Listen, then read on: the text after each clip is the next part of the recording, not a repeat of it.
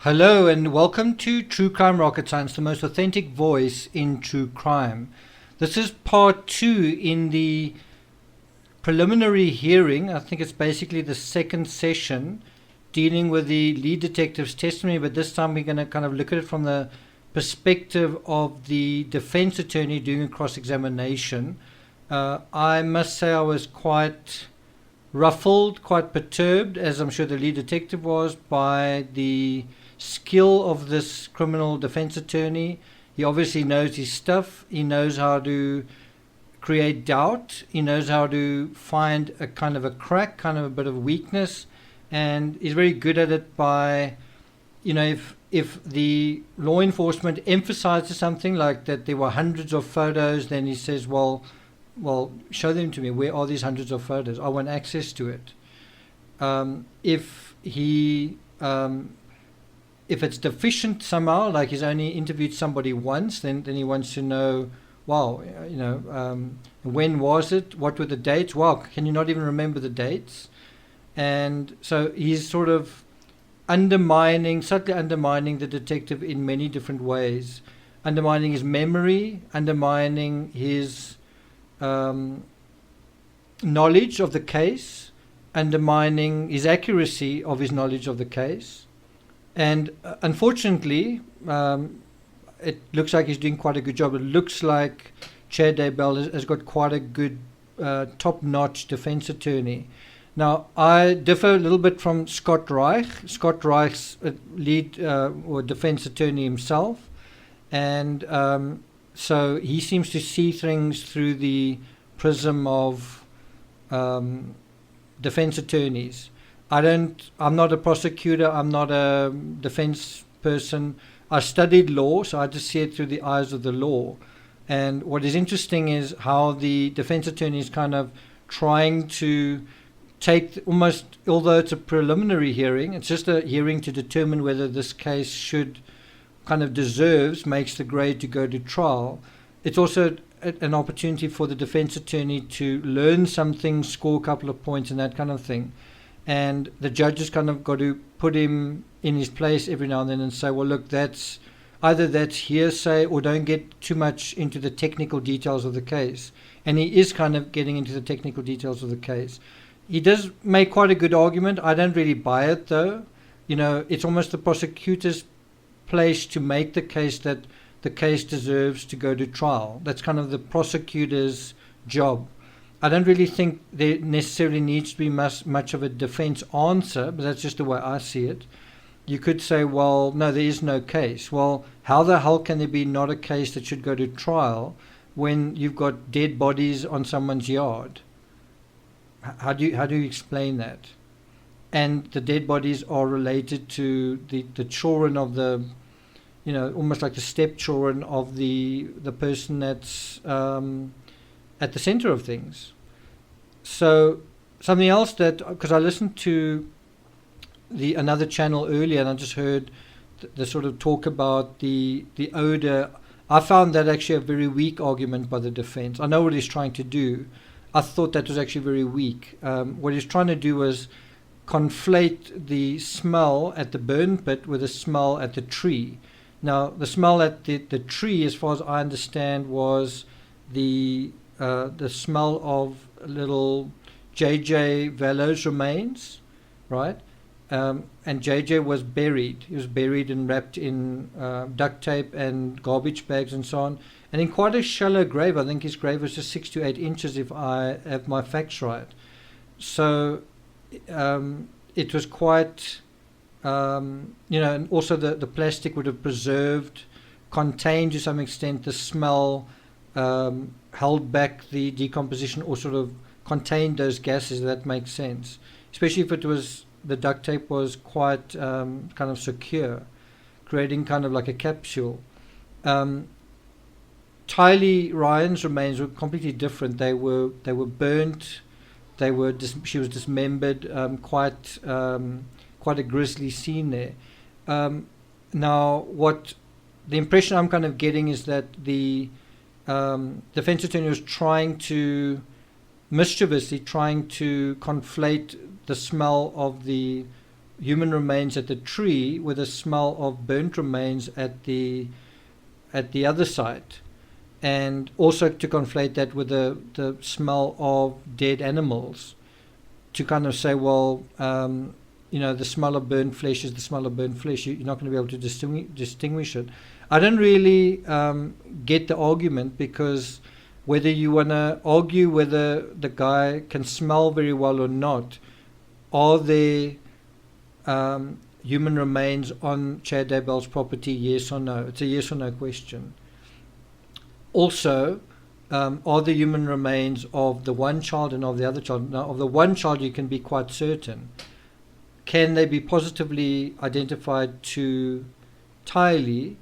I know what most people will say, well, why wouldn't they be? Who else could it be? But can you prove it? Can you prove it in court that those are her remains? Is there going to be enough evidence? And I think there will be. In the Patrick Frazee case, even a tiny tooth fragment was proved to be human and of a human female. So you really don't need a lot to make quite a strong case that human remains belong to a specific person, also a specific age, and a specific, if it's male or female. And so I think a jury would tend to not need a lot of evidence to convince them of what is kind of obvious. Something else that seems to be the angle that the defense attorney seems to be taking is, well, there are a lot of homes surrounding Chad Daybell's property. Could someone else have, put these bodies onto his property? And it does look like he's definitely going to throw Alex Cox under the bus, and probably Laurie Vallow as well, emphasizing the closeness of their relationship. But it does look like, bear in mind that they don't have the same lawyer. They've got two different defense attorneys, and bear in mind that Chad Daybell's got the better one. Again, I don't buy the argument that I heard from somebody else, just saying that you can kind of anybody could just throw a dead body into your yard and you wouldn't know, and so what's it got to do with you? Sorry, I find that a kind of facile argument. How often have you ever thrown a dead body into somebody else's yard? How often has someone ever done that with you? The other thing is, nobody would do that. Like, you wouldn't throw a dead body into somebody else's yard. Why? Because what if they discovered it? What if you discovered a dead body in your yard? Well, what would happen is, first of all, you would probably call the authorities. You'd say, I've found a dead body in my yard. You might be perhaps a little reluctant to do it because you might think, well, I had nothing to do with this. I don't know how this happened, but here it is. But if you're a good law-abiding citizen, you would call it in. Now, if you understand criminal psychology, and I don't think too many people do, a criminal wants to maintain custody also of the dead body. They want to have control of the access to the dead body. They know where the dead body is. Nobody else knows where the dead body is, but they also want to make sure nobody finds out. And if you put the dead body sort of in a place that is not on your property, you don't have control over what happens then. And weather and time and water can do a lot to change the state of a body and to wash it up somewhere or expose it in some way. So one of the best ways to take care of a dead body that you are responsible for is to maintain control and access of the site, which is why someone like Chris Watts got rid of the bodies of his family in an access-controlled area that he had access to, and very few others did. In the Patrick Frazee case, he incinerated his fiance's body, but it was also on his property. And now the big question is, in the Suzanne Morphew case, what happened to her?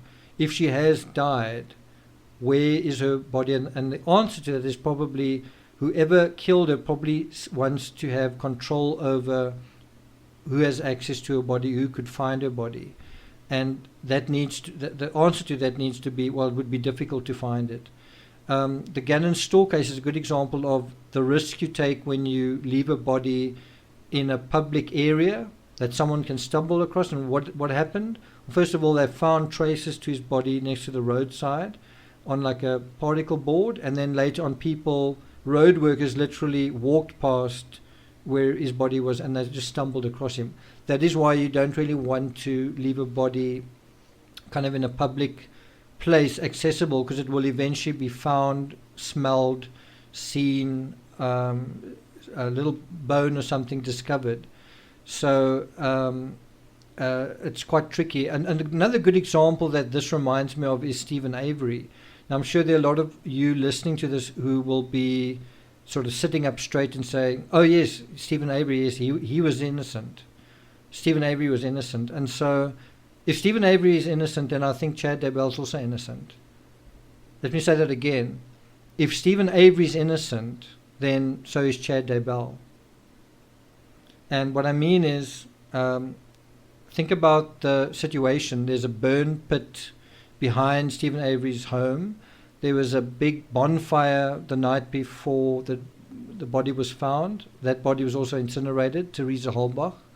And ordinary people watching shows like Making a Murderer seem to find nothing untoward about somebody's human remains found in someone's backyard.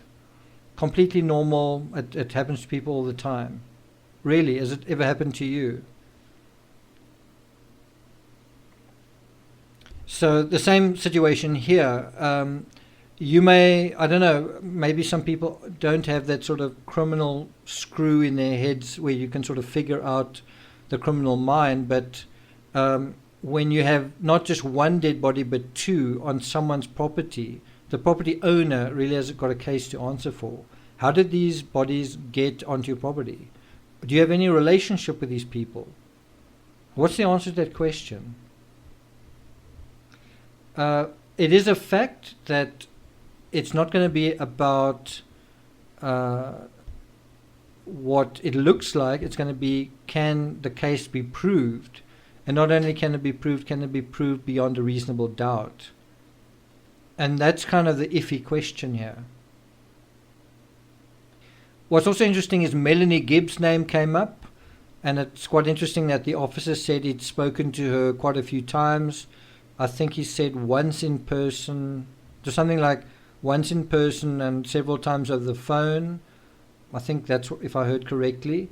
And I think one of those conversations were recorded. Now, what I would like to know, I don't really know the answer to this, but what I'd like to know is when the defense says something like, oh, so this is the discovery effectively. This is the what the prosecutor is using to investigate their case.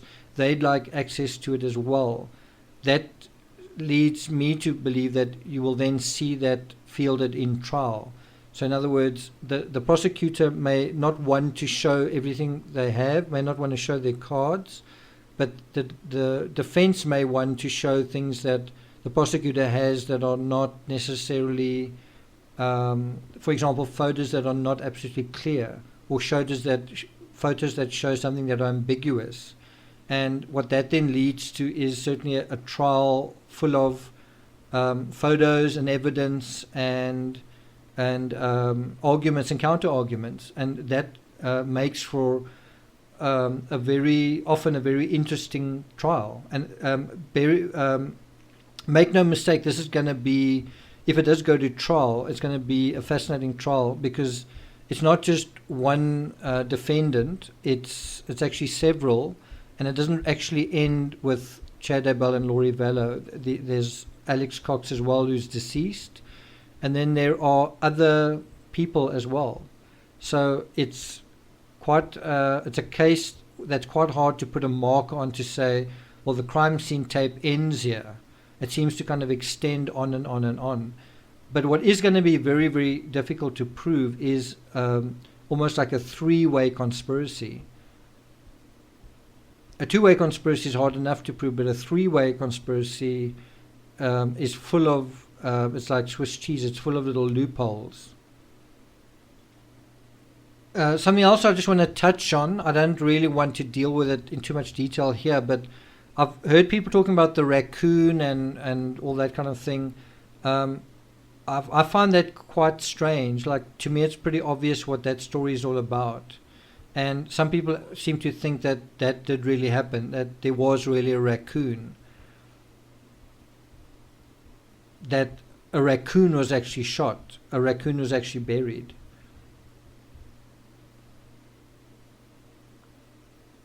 So anyway, to wrap up, it does seem at this point as if Chad Daybell is sort of playing the role, or assuming the role of the sort of innocent victim. He's been taken advantage of. Someone came to his property without his knowledge to implicate him, and he's the victim here. He's the innocent victim. I noticed one little interesting display of emotion where his counsel was giving the detective quite a hard time, just saying, "Jeepers, can't you remember the dates of this interview and that? Can't you remember how much of this or whatever?" And the detective kind of said a little bit sheepishly, "I remember the significant dates, I remember the significant milestones. I don't remember every time I spoke to somebody." And that he did interview very many people. And then the attorney said something about a warrant on the 27th, I think, and then corrected himself and said that I think it was 27th became 26th, or the other way around, but I think it was 27th, 26th. And then he said, "Oh, sorry, see, even I get the dates wrong." And then as he said that, as he acknowledged making a mistake, Chad sort of gave like a smug grin with a nod. And I don't know, when I saw that, I just thought it was quite strange. Has Chad not made any mistakes? Has Chad not, he also got married just after his wife died, and he was talking to her about being a zombie, and according to the Dateline documentary anyway, apparently he foretold Tammy's death. He predicted that she was going to die. I think he also predicted Charles's death. Has he not made a mistake, like about predicting the end of the world, like predicting numbers that don't turn out to be accurate? So I just found that sort of smile. It needs to be kind of addressed by people. People need to look at that smile and say, "I don't know if you should be smiling, pal. I don't think you should be smiling at other people's mistakes, given where you're sitting right now." So that basically wraps up my initial observations of the preliminary hearing up to where we are now. Thanks for listening. For those interested, the fourth book in the Two-Face series launches today on Patreon on the $10 tier. So you can check that out. I may do one more episode just dealing with the redirection going on this afternoon in the preliminary hearing, but it depends on how long that goes on for. I've kind of got an idea. It could be brief, but you never know. So we'll see. Thank you for listening, and I'll see you guys next time.